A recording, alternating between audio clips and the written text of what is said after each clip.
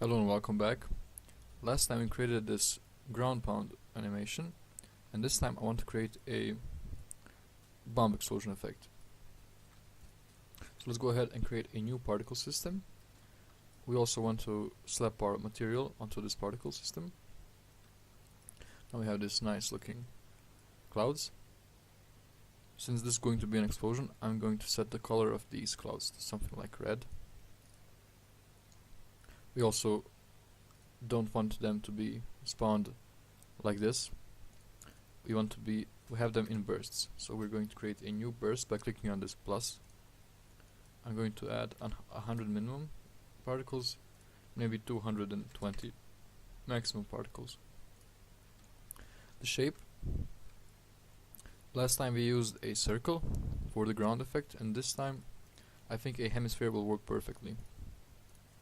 If you look at it now, it explodes, but it keeps going. We don't want that. We want it to explode quickly and then slow down and fall through the ground. We can easily do that by limiting velocity over lifetime. Actually, yeah, it's velocity over lifetime. If we enable limit velocity over lifetime, we have a speed and a dampen value. This means when speed is a value of 1, then we will instantly slow this down to a slower speed. Now if we set the dampen to 0.2, we can see that it starts and then it kind of slows down. You can also tweak the speed value here. And now we have this nice looking explosion effect. I think what would also be really good is if we set the gravity modifier to 0.2. This way it will slowly start falling down. Also I want to have this explosion change colors. To do that, we have to change the shader type of our material. Our cloud material was a additive shader, and now we have to change it to a alpha blended shader. This will basically allow us to have to change colors of the particle on the go. Don't worry, our ground pound still works and still looks pretty good. So back at our particle system, we can see this is looking pretty good.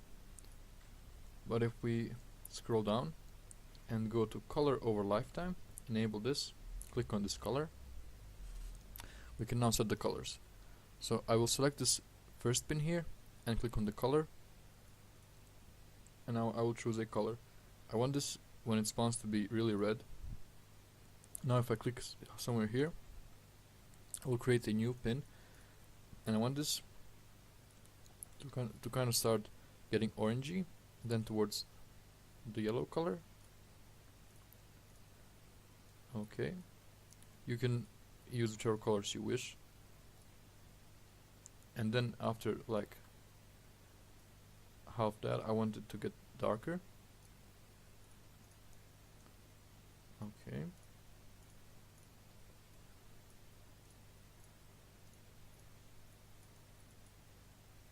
Now I will also select this pin here, and I can set the alpha of this blend. So I'm going to scroll down, so it becomes transparent over time.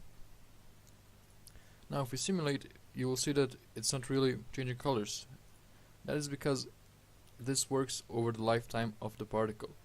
And if we scroll up, the lifetime of our particle is 5 seconds, which is really long. So let's put it to like, I don't know, 2. Let's test it. Now you can see the colors change and the particle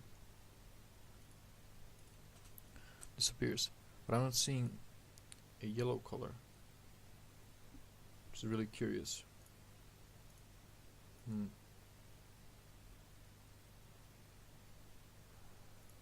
Did I not get the correct shader?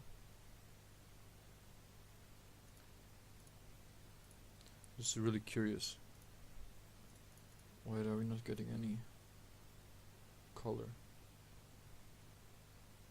Duration. I don't want that. 0. Maybe I'm just blind. Let's see. I'm going to put these crazy colors that I cannot miss. Simulate.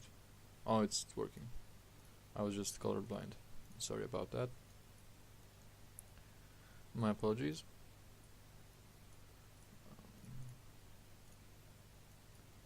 Oops.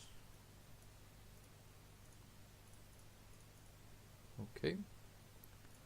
And now let's also size our lifetime, sure. And I wanted to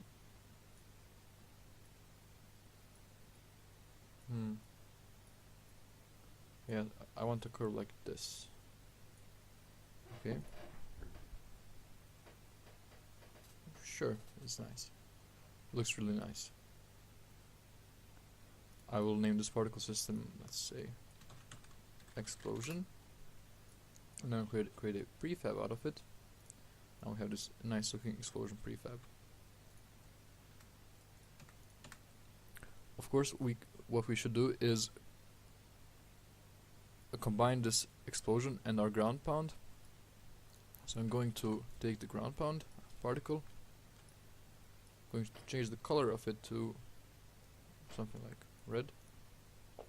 Simulate. Okay. I'm just going to set the lifetime to maybe 2 seconds. Great. I'm going to call this explosion dust, maybe. Yeah, sure, explosion dust. And create a prefab out of this as well. Okay. So let's create a script, a game environment in which we will test our new particle. I'm going to create a, like last time. You don't have to watch this. This is really purely optional. If you wish, you can. If you don't want, you can continue to the next video. Let's set the ground material. Okay, sure. Let's add a cube. Call it player. And now, sorry about that, I was interrupted. I've created this player and this cube. We need to add a rigid body to our player, so it has gravity.